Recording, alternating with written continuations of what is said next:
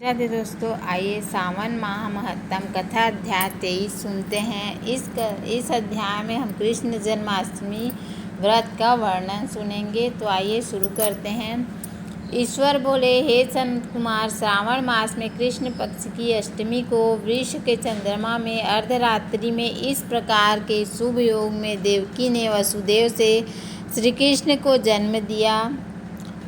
भारत के पश्चिमी प्रदेशों में युगादि तिथि के अनुसार मास का नामकरण होता है, अतः श्रावण कृष्ण अष्टमी को भाद्रपद अष्टमी समझना चाहिए। सूर्य के सिंह राशि में प्रवेश करने पर इस श्रेष्ठ महोत्सव को करना चाहिए। सप्तमी के दिन अल्पाहार करें। इस दिन दंत धावन करके उपवास के नियम का पालन करें और जितेंद्रिय होकर रात में शयन करें। जो मनुष्य केवल उपवास के द्वारा कृष्ण जन्माष्टमी का दिन व्यतीत करता है, वह 7 जन्मों में किए गए पापों से मुक्त हो जाता है, इसमें संदेह नहीं है। पापों से मुक्त होकर गुणों के साथ जो वास होता है, उसी को सभी भोगों में से रहित उपवास जानना चाहिए। अष्टमी के दिन नदी आदि में निर्मल जल में तिलों के स्नान करके किसी उत्तम स्थान में देवकी का सुंदर सूतिका गृह बनाना चाहिए, जो अनेक वर्ण के वस्त्रों, कलशों, फलों, फूलों तथा दीपों से सुशोभित हो और चंदन तथा अगरू से सुवासित हो। उस गृह के मध्य में षष्ठी देवी की प्रतिमा से स्वर्ण, चांदी, ताम्र, पीतल, मिट्टी, काष्ठ अथवा मणि के अनेक रंग से लिखी हुई श्री कृष्ण की प्रतिमा स्थापित करें। वहाँ 8 शल्य वाले पलंग के ऊपर सभी शुभ लक्षणों से संपन्न प्रसूतावस्था वाली देवी की मूर्ति रखकर उन सबको एक मंच पर स्थापित करें और उस पर पर्यक में स्तनपान करते हुए सुप्त बाल रूप श्री कृष्ण को भी स्थापित करें। उस सूतिका गृह में एक स्थान पर कन्या को जन्म दी हुई यशोदा को भी कृष्ण के समीप लिखें। साथ हाथ जोड़े हुए देवताओं, यक्षों, विद्याधरों तथा अन्य देवयोनियों को भी लिखें और वहीं पर खड्ग तथा ढाल धारण किए हुए वासुदेव को भी लिखें। इस प्रकार कश्यप के रूप में अवतीर्ण वासुदेव जी, अदिति स्वरूपा देवकी, शेषनाग के अवतार बलराम, अदिति के अंश से प्रादुर्भाव यशोदा, दक्ष प्रजापति के अवतार और नंद, ब्रह्मा के अवतार गर्गाचार्य, सभी अप्सराओं के रूप में प्रकट गोपिका वृंद, देवताओं के रूप में जन्म लेने वाले गोपगण, काल नेमी स्वरूप कंस, उस कंस के द्वारा व्रज में भेजे गए वृषासुर, वत्सासुर, कुवलयापीड, केसी आदि असुर, हाथों में शस्त्र लिए हुए दानव तथा यमुना दाह में स्थित कालिए नाग, इन सबको वहाँ चित्रित करना चाहिए। इस प्रकार पहले इन्हें बनाकर श्री कृष्ण ने जो कुछ लीलाएं की हैं, उन्हें भी अंकित करके भक्ति परायण होकर प्रयत्न पूर्वक 16 उपचारों से देवकी मंत्र के द्वारा उनकी पूजा करनी चाहिए। वेणु तथा वीणा की ध्वनि के द्वारा गान करते हुए प्रधान के नरों से निरंतर जिनकी स्तुति की जाती है, हाथों में भृंगारी, दर्पण, दूर्वा, दधि, कलश लिए हुए किन्नर जिनकी सेवा कर रहे हैं, जो सैया के ऊपर सुंदर आसन पर भली भांति विराजमान है।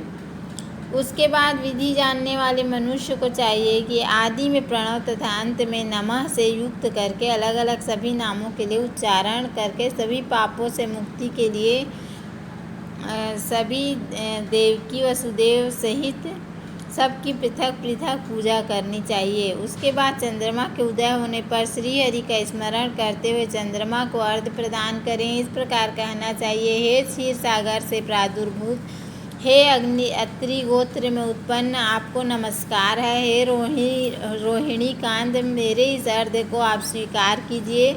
देवकी के साथ वसुदेव, नंद के साथ यशोदा, रोहिणी के साथ चंद्रमा और श्री कृष्ण के साथ बलराम की विधिवत पूजा करके मनुष्य कौन सी परम दुर्लभ वस्तु को प्राप्त नहीं कर सकता। कृष्ण जन्माष्टमी का व्रत 1 करोड़ एकादशी व्रत के समान होता है।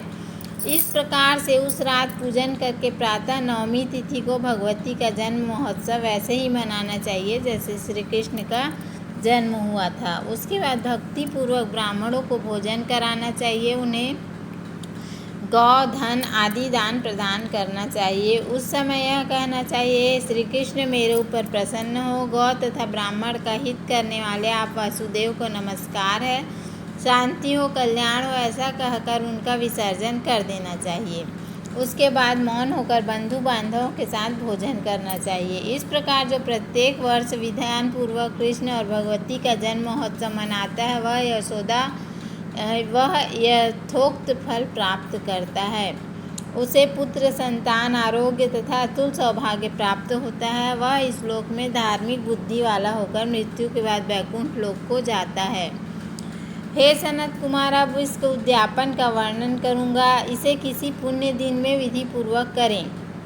एक दिन पूर्व एक बार भोजन करें और रात में हृदय में विष्णु का स्मरण करते हुए शयन करें। इसके बाद प्रातःकाल संध्या आदि कृत्य संपन्न करके ब्राह्मणों से स्वस्ति वाचन कराएं और आचार्य का वरण करके ऋत्विजों की पूजा करें। इसके बाद वित्त शाक्य से रहित होकर एक पल अथवा उसके आधे अथवा उससे भी आधे पल स्वर्ण की प्रतिमा बनवानी चाहिए और इसके बाद रचित मंडप में मंडल के भीतर ब्रह्मा आदि देवताओं की स्थापना करनी चाहिए। इसके बाद वहाँ तांबे अथवा मिट्टी का एक घट स्थापित करें। उसके ऊपर चांदी या बांस का एक पात्र रखें। उसमें गोविंद की प्रतिमा रखकर वस्त्र से आच्छादित करके इस व्यक्ति 16 उपचारों से वैदिक तथा तांत्रिक मंत्रों के द्वारा विधिवत पूजा करें। इसके बाद शंख में पुष्प, फल, चंदन आदि नारियल फल सहित शुद्ध जल से लेकर पृथ्वी पर घुटने टेक कर यह कहते हुए देवकी सहित भगवान श्री कृष्ण को अर्घ्य प्रदान करें। कंस के वध के लिए, पृथ्वी का भार उतारने के लिए,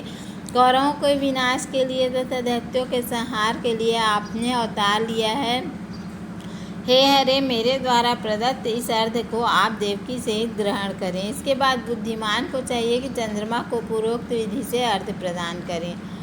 पुनः भगवान से प्रार्थना करें, हे जगन्नाथ, हे देवकी पुत्र, हे अनंत, आपको नमस्कार है, भवसागर से मेरी रक्षा कीजिए। इस प्रकार देवेश्वर से प्रार्थना करके रात्रि में जागरण करें।